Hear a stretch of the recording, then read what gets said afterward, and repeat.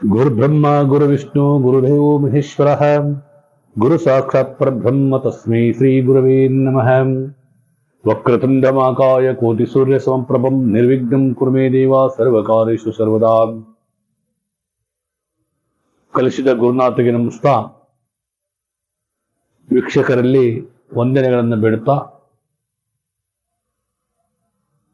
ವೀಕ್ಷಕರೇ, ಈ ದಿನ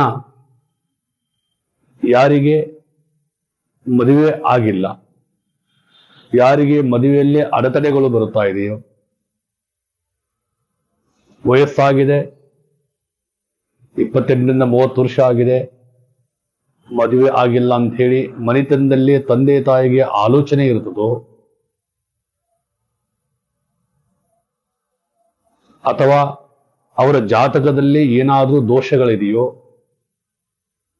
ಕುಜದೋಷೋ, ಮಾಂಗಲ್ಯ ದೋಷೋ, ಸ್ತ್ರೀ ಶಾಪ ದೋಷೋ, ಇನ್ನಿತರ ಯಾವುದಾದ್ರೂ ದೋಷಗಳಿದೆಯೋ, ಅಥವಾ ಗುರುಬಲ ಶನಿಬಲ ಇಲ್ಲವೋ, ಅಥವಾ ಅಕ್ಕಪಕ್ಕದವರ ದೃಷ್ಟಿ ಅಥವಾ ಹಿತಶತ್ರುಗಳ ಪಾಠ ಮಂತ್ರ ಪ್ರಯೋಗ ದೋಷ ಏನಾದರೂ ಕಾಡ್ತಾ ಇದೆಯೋ, ಇಂಥದ್ದು 10 ಹಲವು ಯಾವುದೇ ದೋಷಗಳು ಇದ್ದರೂ ಕೂಡ ನೀವು ಹೆದರುವಂತ ಅವಶ್ಯಕತೆ ಇಲ್ಲ. ಯಾಕೆ ಅಂತ ನಾನು ಹೇಳ್ತೀನಿ. ಮೊದಲು ನಮ್ಮ ಚಾನಲ್ ಅನ್ನು ಸಬ್ಸ್ಕ್ರೈಬ್ ಮಾಡ್ಕೊಳ್ಳಿ, ಬೆಲ್ ಐಕಾನ್ ಪ್ರೆಸ್ ಮಾಡಿ, ಶೇರ್ ಮಾಡಿ ಅಂತ ಹೇಳ್ತಾ, ವೀಕ್ಷಕರೇ, ನಿಮ್ಮ ಯಾವುದೇ ಮದುವೆಯಲ್ಲಿ ಎಂಥದ್ದೇ ಅಡೆತಡೆ ಆದರೂ ಕೂಡ ಇದಕ್ಕೆ ಒಂದು ತಂತ್ರ ಪ್ರಯೋಗ ಅಂತಿದೆ. ಈ ತಂತ್ರ ಪ್ರಯೋಗದಲ್ಲಿ ನೀವು ಮಾಡಬೇಕಾಗಿದ್ದು ಇಷ್ಟೇ: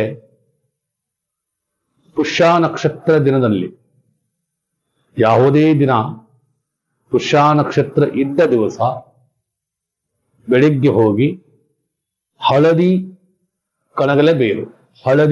ಕಣಗಲೆ ಬೇರನ್ನ ತೆಗೆದುಕೊಂಡು ಬರಬೇಕು.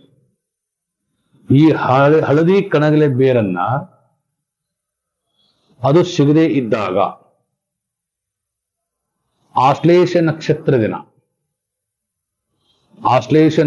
ದಿನ ಬನ್ನಿ ಮರದ ಬೇರನ್ನಾದರೂ ತೆಗೆದುಕೊಂಡು ಬನ್ನಿ. ಪುಷ್ಯ ನಕ್ಷತ್ರ ದಿನ ಹಳದಿ ಕಣಗಲೆ ಬೇರು, ಆಶ್ಲೇಷ ನಕ್ಷತ್ರ ದಿನ ಬನ್ನಿ ಮರದ ಬೇರು. ಇವು ಎರಡರಲ್ಲಿ ಯಾವುದಾದ್ರೂ ಒಂದು ತಂದರೂ ನಡೆಯುತ್ತೆ. ಎರಡೂ ಸಿಕ್ಕರೂ ಇನ್ನು ಶೀಘ್ರ ಫಲ. ಈ ಎರಡು ತೆಗೆದುಕೊಂಡು ಬಂದು ನೀರಿನಲ್ಲಿ ಸ್ವಚ್ಛವಾಗಿ ತೊಳೆದು ಷಡೋಪಚಾರ ಪೂಜಾ ಅಂದ್ರೆ ಪಂಚಾಮೃತದಿಂದ ಅಭಿಷೇಕವನ್ನು ಮಾಡಿ, ಅರಿಶಿಣ ಕುಂಕುಮ ಗಂಧ ಅಕ್ಷತೆಗಳನ್ನು ಹಾಕಿ, ಹೂಗಳನ್ನಿಟ್ಟು ಪೂಜೆ ಮಾಡಿ, ಅದಕ್ಕೆ ನೈವೇದ್ಯವನ್ನು ತೋರಿಸಿ, ಅದನ್ನು ತೆಗೆದುಕೊಂಡು ಒಂದು ಬೆಳ್ಳಿಯ ತಾಯಿತದಲ್ಲಿ ಹಾಕೋಬೇಕು. ಅದು ಯಾವ ನಕ್ಷತ್ರ? ಮೂಲಾ ನಕ್ಷತ್ರ ದಿನ. ಆಶ್ಲೇಷ ಅಥವಾ ಪುಷ್ಯ ನಕ್ಷತ್ರ ಇದ್ದಾಗ ಈ 2 ಬೇರುಗಳನ್ನು ತರಬೇಕು. ಮೂಲಾ ನಕ್ಷತ್ರ ಇದ್ದ ದಿವಸ ಪೂಜೆ ವಿಧಿ ಕಾರ್ಯಗಳನ್ನು ಮುಗಿಸಿ ಈ ಬೇರನ್ನ ಬೆಳ್ಳಿಯ ತಾಯಿತದಲ್ಲಿ ಹಾಕಿಕೊಳ್ಳಬೇಕು.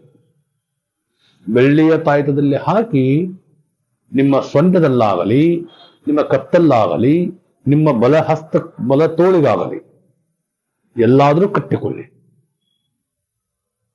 ಕಟ್ಟಿಕೊಂಡ 21 ದಿವಸದಿಂದ 48 ದಿವಸದ ಒಳಗೆ,